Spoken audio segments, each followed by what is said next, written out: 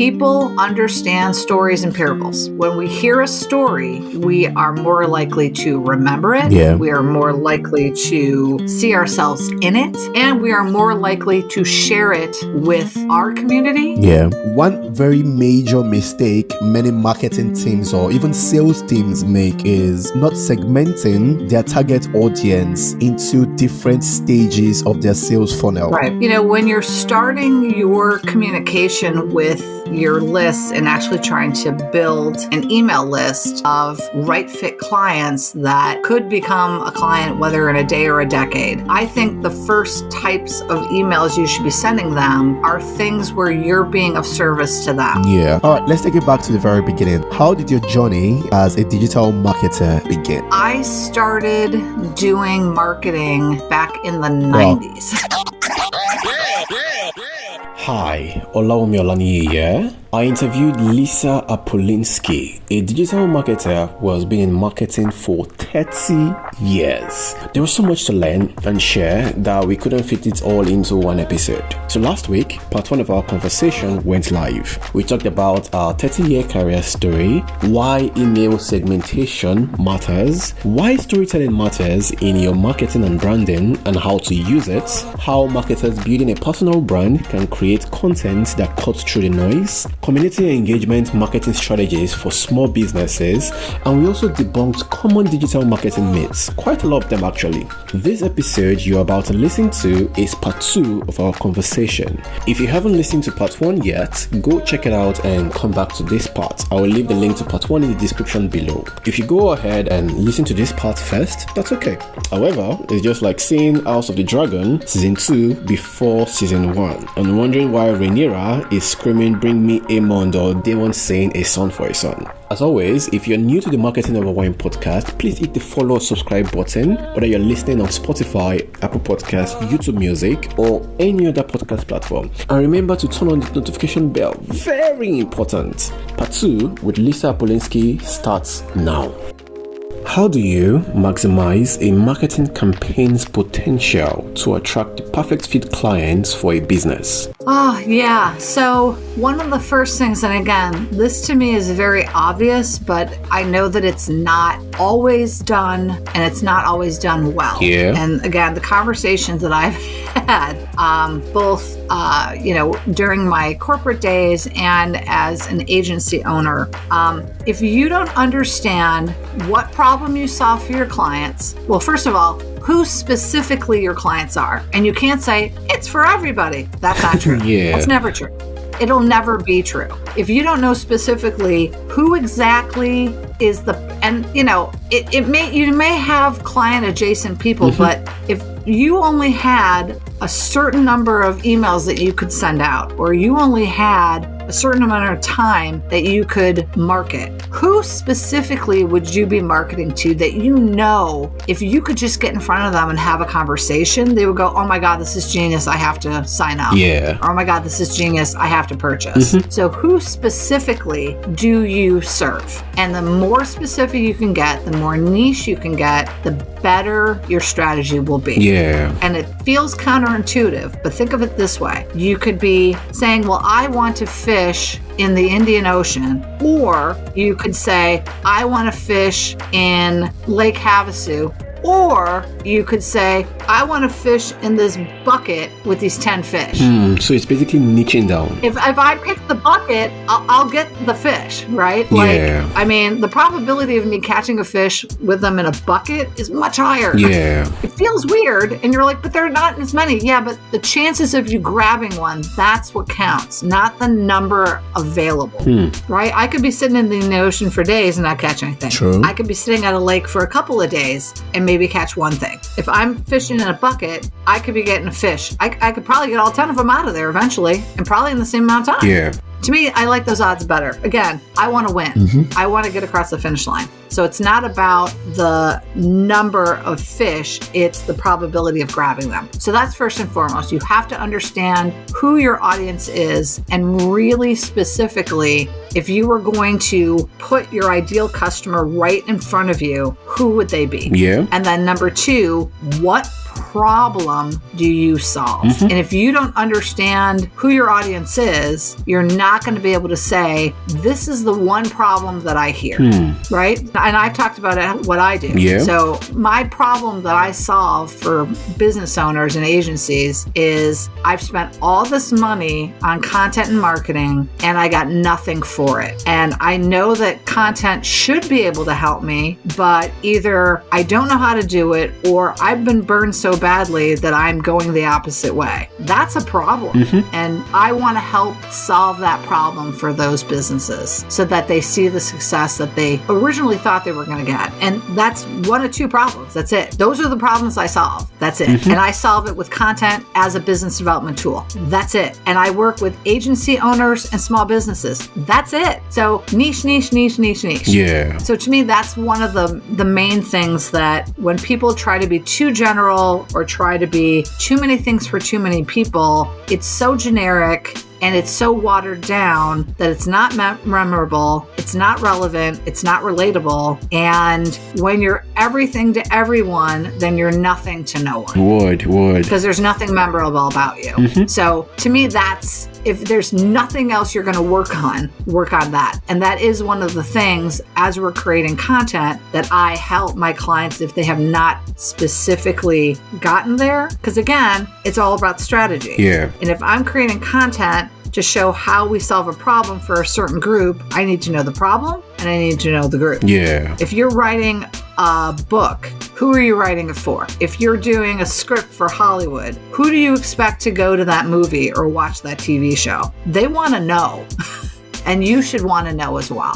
So that's my number one. That would be the biggest thing that I see people struggle with. That if they got that down, and it's really your XYZ statement. We work with X group to solve Y problem so that Z, and that's that future success point, so that they can attract more right fit clients, so that they can stop spending marketing dollars that have questionable ROI results, so that they can share their story because their story matters.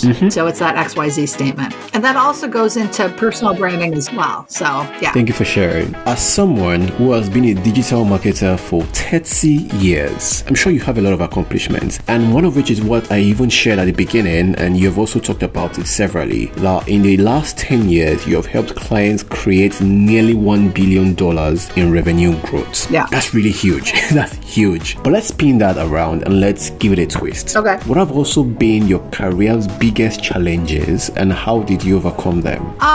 So there's a couple of challenges that are unfortunately part of the landscape for marketers. I know you're going to be like, oh yeah, I hear you.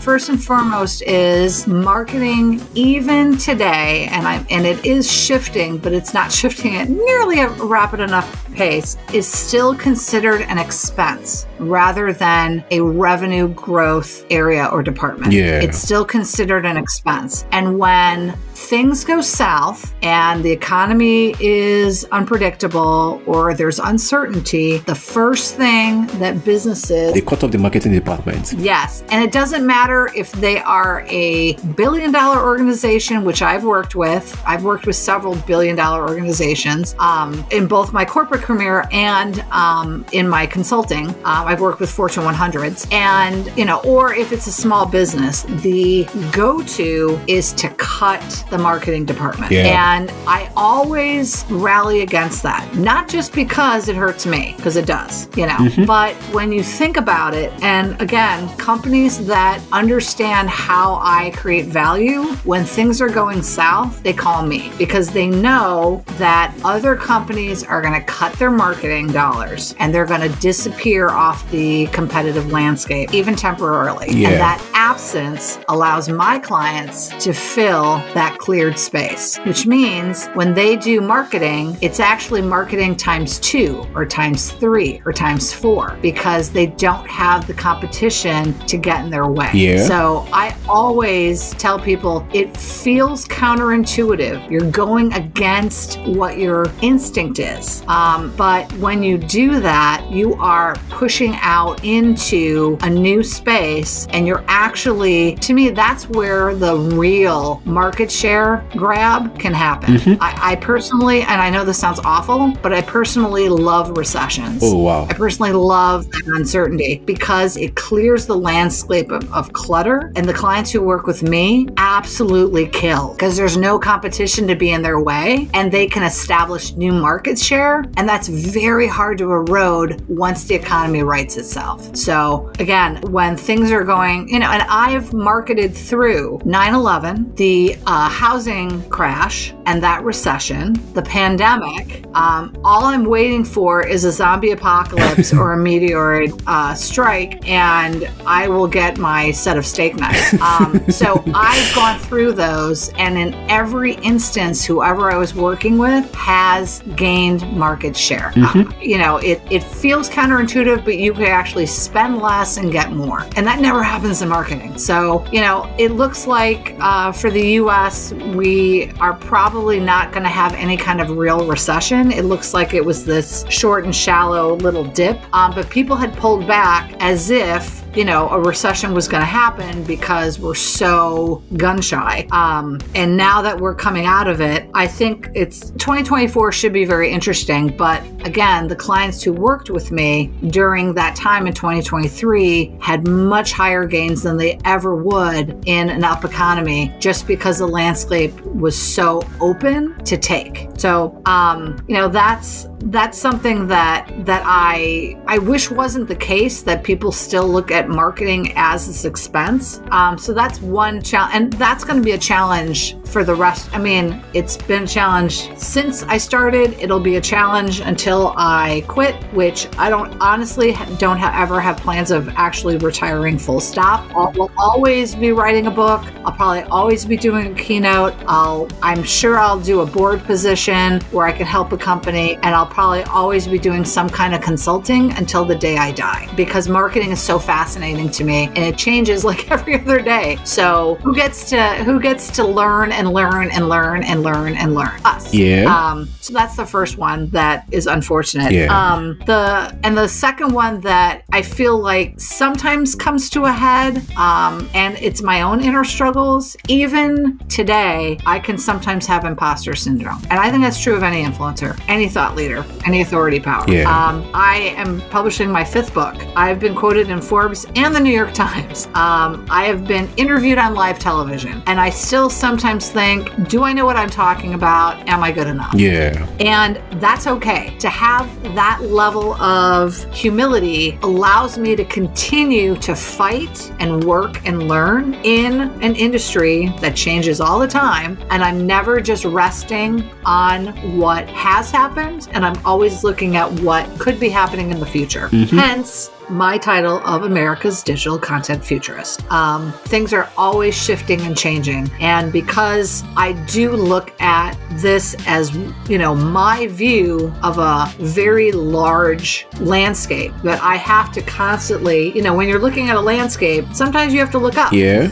Sometimes you have to look down. Sometimes you have to look behind you. Yeah. And if you aren't doing that and you just stay forward, you miss a lot of stuff. You miss a lot of opportunities. You miss a lot of threats. And you miss a lot of areas where you can expand your knowledge. So that's the other thing, is I have to sometimes remind myself about what I've accomplished so far, because it's easy to go, well, that's in the past. Yeah. And I recognize my achievements, and I also constantly try to evolve and learn so that I'm always bringing value to my clients. All right. Thank you for sharing. And to chip this in, you are enough, and you're amazing at what you do. Thank you. I appreciate that. I really do. You're welcome. All right, then. Moving on from that, a primary struggle of any marketer, especially people who freelance, is finding the next client to work with. As the CEO of a 12-year digital marketing agency and 20 years of experience prior to that as a digital marketer, what are some of the marketing techniques? What are some of the methods that have worked for you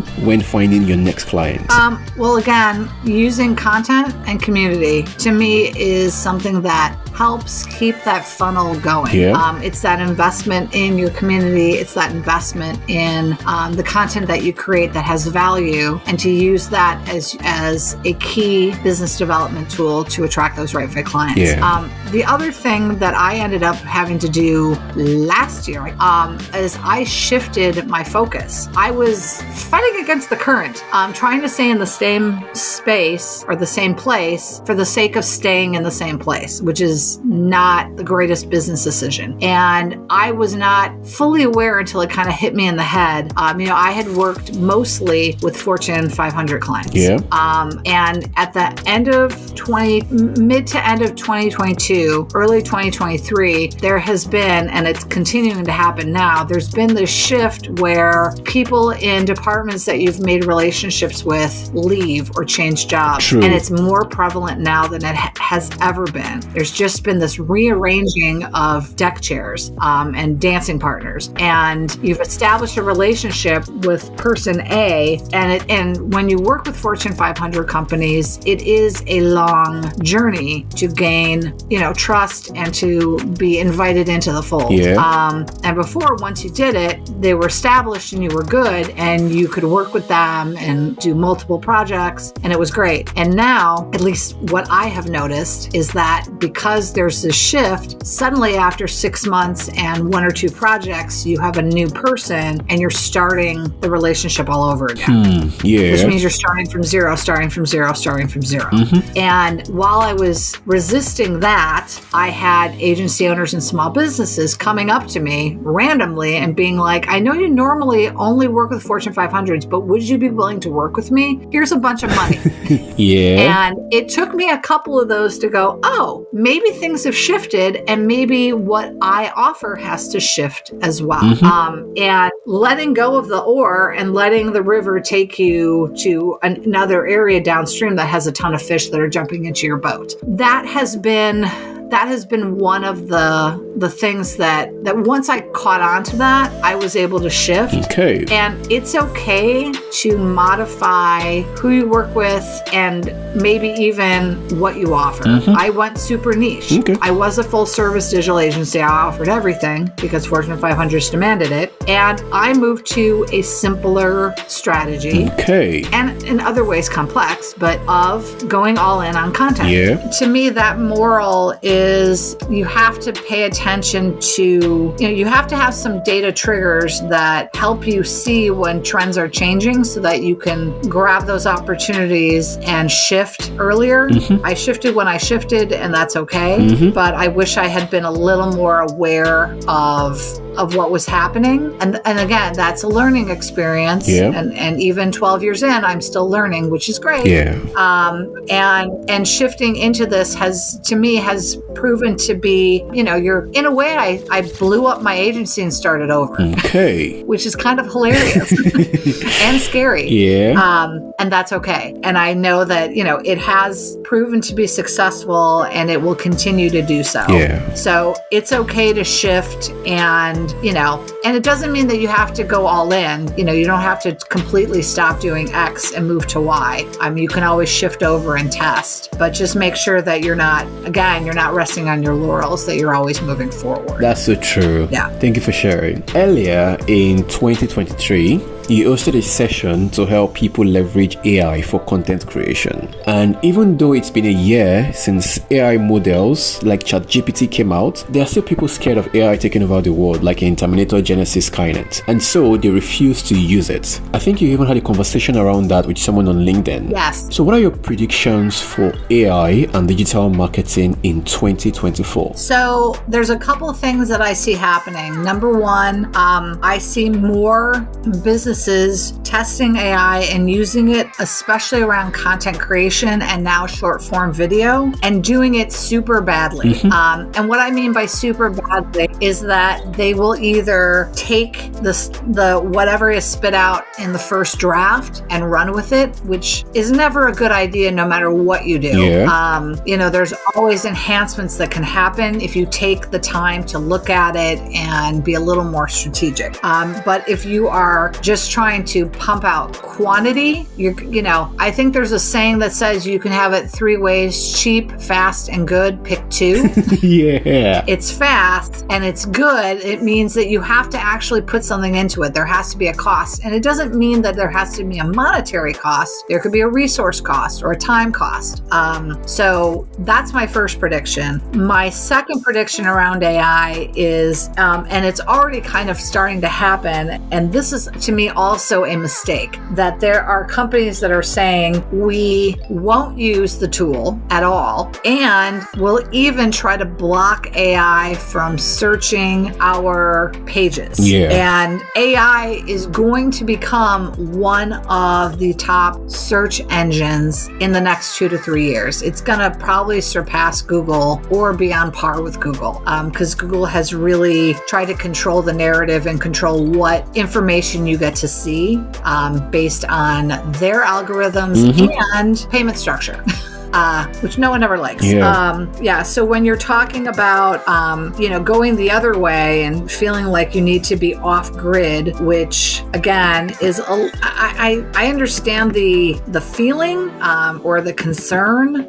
It's not that it's unwarranted. I mean, there's a lot of fear around that, but you need to allow, it's called search generative experience. There is going to be a cost if you decide to be invisible. There's going to be a cost. AI is collating all internet. I mean, AI does 2 things that make it unique. Number 1, it's scouring every single internet page, and it's building, it had stopped at 2021 and now it's building. And again, the internet's growing at an exponential rate, so it may take a while for them to even get to 2022 because there's so much information, but it is culling that information. And what makes it different is that it responds in a conversation and human-like way. So it's that language. It's not just spitting results at you like websites. It actually is having a little bit of a conversation with you. And that's how AI has been really kind of transforming content creation and everything, is because it does sound like someone wrote it. Someone's on the other end writing to you. When companies say we don't want to use AI at all, that would be like saying that you're not going to use a calculator for hard math. Why would you do that to yourself?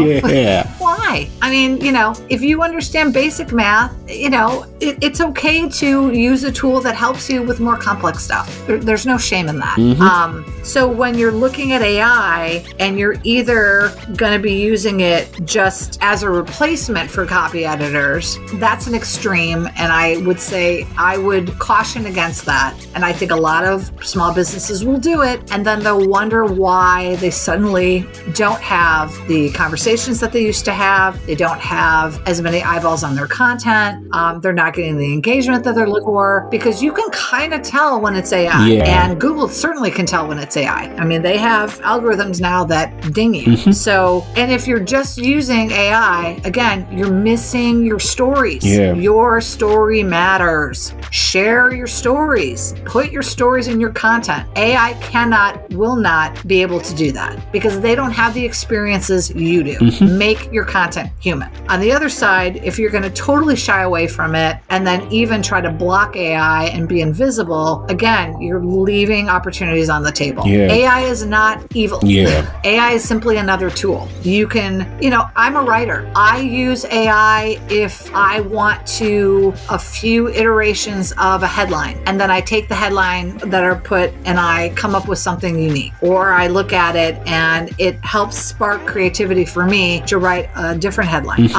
If I'm looking to sum up something for the content, let's say I have an article and I want to do a quick social media post, I can have AI give me 2 or 3 examples of a short post. That's okay too. And then I take that and I modify it and add a little of my own personal DNA and my own branding to it so it sounds like me. And I can also then teach AI what I sound like so that the results that come back back or more in my tone of voice. But again, I want to make sure that I am leveraging my brand stories and my background to be able to really introduce that. And, anytime you go to extremes, you can have a problem. Yeah. So if you're not sure, test it. Do one thing with it. Do something small. It's still free. You could pay for a premium, but to me, there's no point yet because there's no real huge differentiator in free versus premium. And go in there and play a little bit. Okay. It's, go onto playground.ai and play with making a graphic. Go onto InVideo and play with making a short form video. Yeah. There are so many things that are now available, and they're adding and changing all the time. And I've done, I think, at least 6 or 7 webinars on AI. And every time I have to change it because every time after a couple months, there's something else and I'm adding to my presentation. Yeah. So this thing is rapidly growing. Yes, absolutely. And that means that it's anyone's game. That's the other thing. When it's moving that fast, no one has a stronghold on it, which means you can get in the game and get some traction. I love that. I love it when the playing field has been leveled. All right then. Speaking of tools, since you have mentioned some of them already, what tools do you use day to day as a digital marketer? I definitely use AI. I use ChatGPT. Okay. I also use Read.ai, READ.ai. It's basically a virtual assistant, an AI virtual assistant. Okay. So when I do webinars, when I do client coaching calls, it records the call, it transcribes the call, it summarizes it, it does the action items, and it also gives me a score so that I can improve my presentation and, how I show up on a webinar or in a client call. That's beautiful. Yeah. Sometimes you're like, oh, and then it sends a link to my participants. So instead of having to take notes and write a report and do all these other things, it does it for me. And it's really very accurate, which is nice. I also help it by saying action item or to summarize, and I do those keywords so that it latches onto that and goes, okay, I know what that is. Okay. I definitely use ChatGPT, not every day, but I probably use it 2 or 3 times a week as I'm creating content, just to see, if there are things I can improve upon. Just as a writer, I'm always looking to improve. I've used playground.ai not every single day, but when I'm doing a webinar and I want to create a graphic, I can do that. It gets it about 80 to 90% of where I want it to be, and then I will pull it down and I will use, Photoshop or something and modify it to what I want. Okay. But it can be really, really fast. Those are the big ones that I use. I have made a pledge, and I'm going to tell again that I'm going to do more short form video, which means I'm going to be playing more with InVideo and possibly Opus Pro, because I'd like to do more smaller clips of longer webinars, and just do a couple more, put out a little bit more short form video and make that more of my content strategy for 2024. That's great. Yeah, and I got to get over my own fear of doing short form video because it's a little bit outside of my wheelhouse and I have to just lean into it and practice. So everyone learns. Yeah. Everybody has to learn. Yeah. At the beginning of our conversation, you mentioned that you're not a copywriter, and that's a mistake most people make. Another mistake most people make is saying that content marketing is digital marketing, Yes. or digital marketing is content marketing.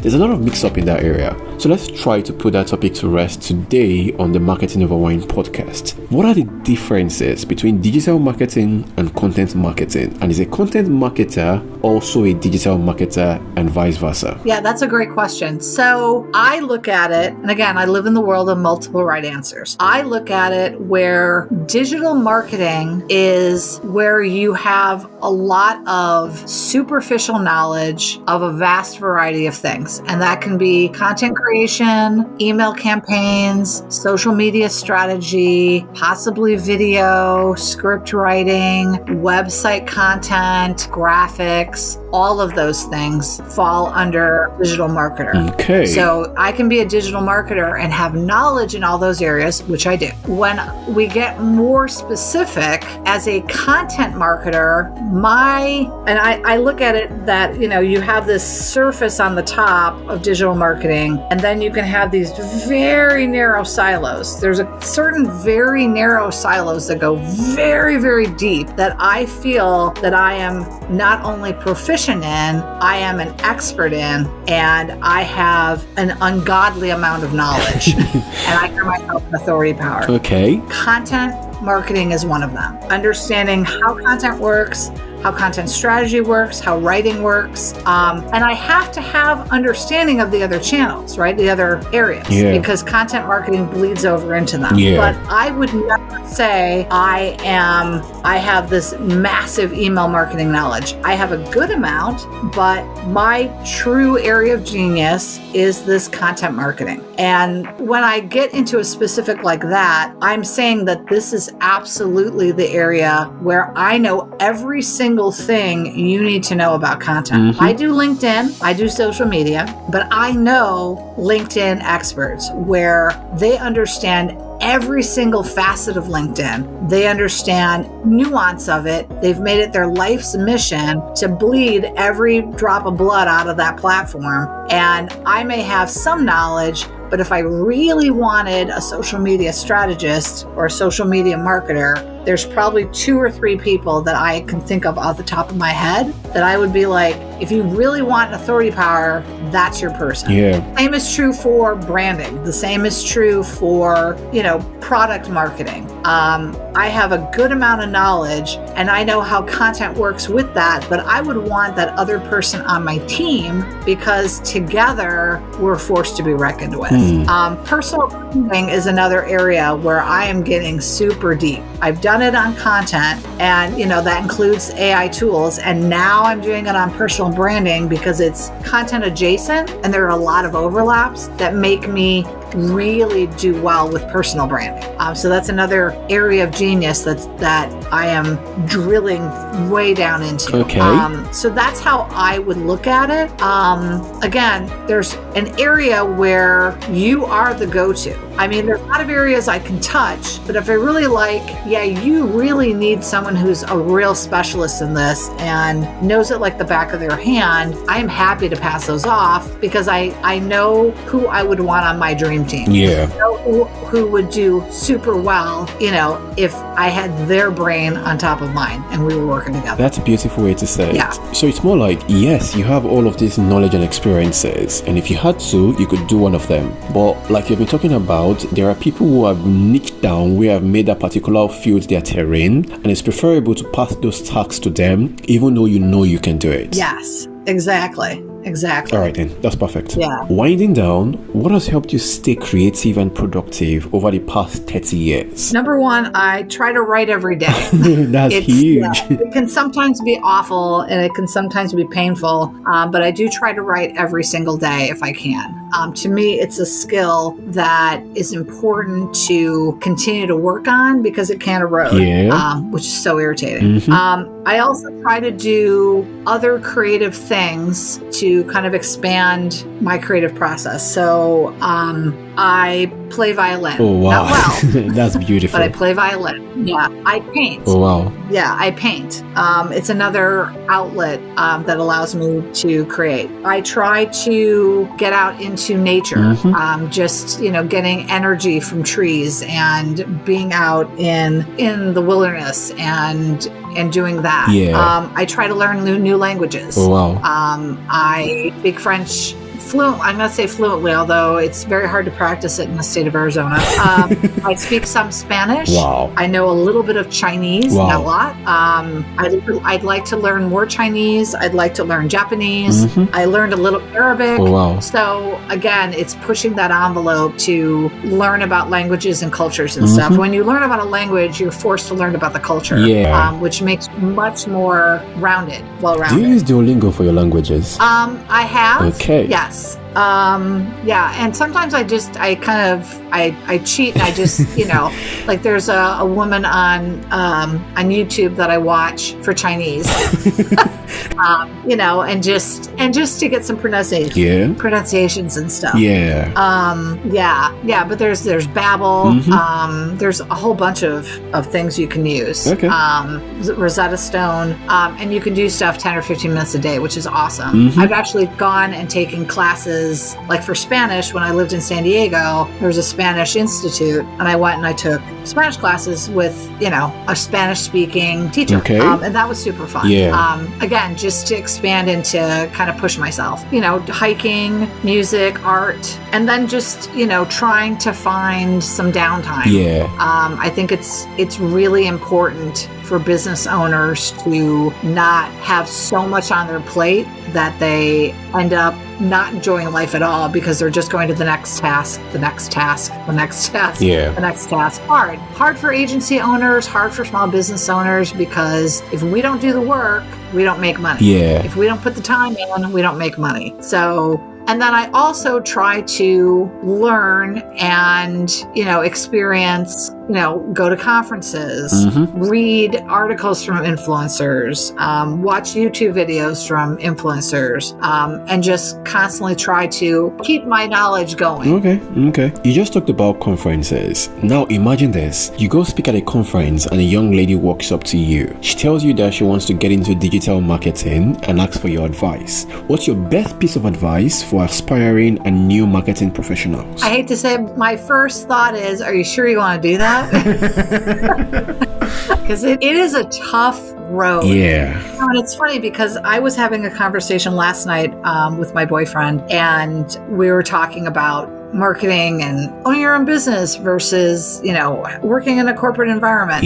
Marketing, unfortunately, is one of those areas where it doesn't, I almost feel like it doesn't matter what path you choose, there's going to be uncertainty, there's going to be volatility, because it is so susceptible to economic conditions, perceived economic conditions, and business decisions not always made on business. It is a tough road. No job is recession proof. No job is economic uncertainty proof. However, I feel like marketing really is like in the back of the bus, getting all the bumps.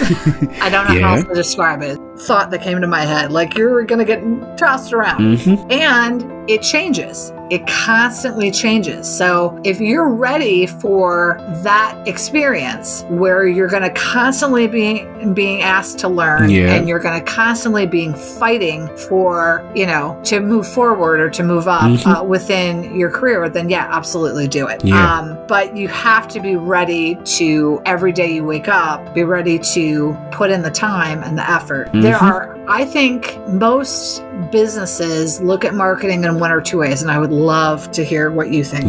Either they think it's easy and anybody can do it, so why would I pay for it because it's so easy? Or they think it's so complex that nobody can do it well, and so why would I do it because it's just too complex? And neither one of those statements are true, but it's certainly perceived that way. People who do it well, and I know several of them, and I hope to God I'm in that category, but people who do it well make it look effortless. They make it, anybody can do it. And once you start doing it and you're spending money and then you go, oh, drat, this sucks. Ta-da. And I think there are a lot more people that look at marketing, or they think there are so many bad players in marketing, and they spend money and then they have a real bad taste in their mouth about marketing and they don't want to invest in it. And that makes me super sad.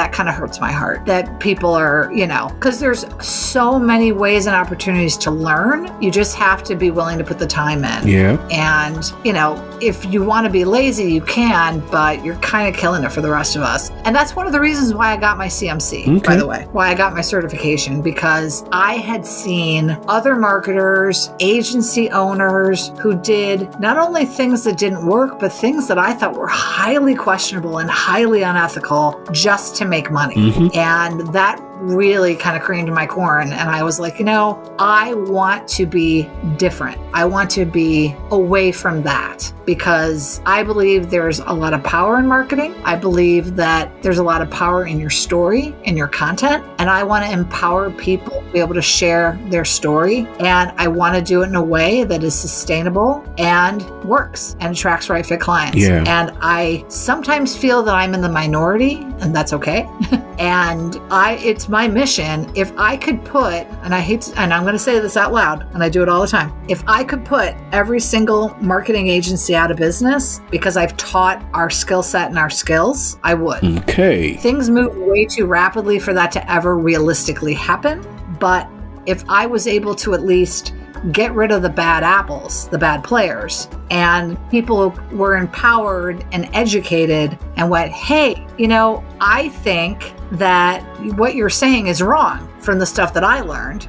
So I'm not going to hire you. And if more people had that education versus going in, doing it, being tricked in a way, spending money, not getting what they paid for, and then being mad at all marketers all over the world like we're all bad players, I'd rather see that. I'd rather see the bad players be called out. Yeah. Speaking of hiring, are you currently hiring at your agency? Right now I am not, no. Okay. I am... Because I do everything myself, I am a party of one right now. I've set my agency up this 2.0 that way. Okay. But I do have partners. And, if someone's like, hey, I want to get into web design, or hey, I want to get into branding, I can at least make an introduction to companies that have that may be hiring. That's beautiful. I'm always willing to do that. Or if they're looking for experience, or if they're just looking to hire somebody to do that, I have no problem saying, I know a guy, and introducing. Moving away from marketing and the conversation around marketing agencies, I know we talked about wine before we started recording this podcast. Yes. So what is your favorite type of wine? We drink Cabernet Sauvignon. Okay. Because it has the lowest, and there's a strategy to it, it has the lowest sugar count. All right. And if you have the opportunity to have a glass of wine with anyone, whether it's a marketing professional or outside of marketing, past or present, who would it be and why? It would be my parents, who have both passed on. My dad would be happy to have a cab. My mother would insist on that horrible Arbor Mist box wine, which is fine. She had a glass of wine every single day. Wow. She had wine and she had that Arbor Mist every single day. That stuff is so sweet. Love. Thank you for sharing that part of yourself. Yep. Where can we go to learn more about Lisa Apolinski? So if you want to get in touch with me, you can either go to my website, which is 3dogright.com. So that's the number 3, dog, D-O-G, right, like write with a pen, WRITE.com. And you can, contact me that way. You can send me an email directly. Okay. That's Lisa at 3dogright.com. You can go on LinkedIn and you can follow me and connect with me, and definitely subscribe to my LinkedIn newsletter. It comes out every month, and it always has free tips, advice, information that will help you move that business needle to that future state of success that you are fighting for, and stay there. And you can also subscribe to the 3Dog Right YouTube channel. Okay.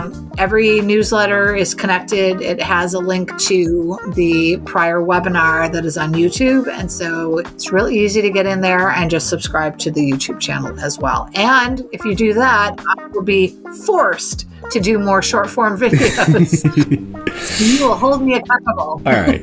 If you're listening to this, check out Lisa's LinkedIn newsletter and the 3Dog Rights YouTube channel so that she can put out more video content. That's right. And make sure if you go to my website, and I got to look, I believe it's on the homepage. If you want to sign up to be the first to know when my next book is dropping, The Greatest Personal Brand Story Ever Told. It is a 2,000-year-old guide to make your brand more human, and it is based on the personal brand of Jesus. Everybody knows who Jesus is. Yeah. And I look at it from a marketing, branding, and business standpoint, which I don't think has ever been done. I did a bunch of research, and it's not about Christianity or being more Christ-like. It is about how can you have a brand that everyone knows, like the brand of Jesus. Okay. Thank you for sharing your career story and lessons, Lisa. Absolutely. I think your day is just starting. Yes. And so how far forward are you? The time is currently 5:50 p.m. in the evening, yeah? Okay. Well, then you can have a glass of wine. Yeah, I'll probably do that. Okay. And have a wonderful evening. Yeah. And I will have a cup of coffee. Yeah? Yeah. Thanks once again. Bye for now, Lisa. Bye. Thanks for joining me on this episode of Marketing Over Wine. To listen to more career stories of marketing professionals around the world, subscribe on Spotify, Apple Podcasts, Google Podcasts, or any podcast app of your choice. Or simply visit marketingoverwine.com to stay up to date.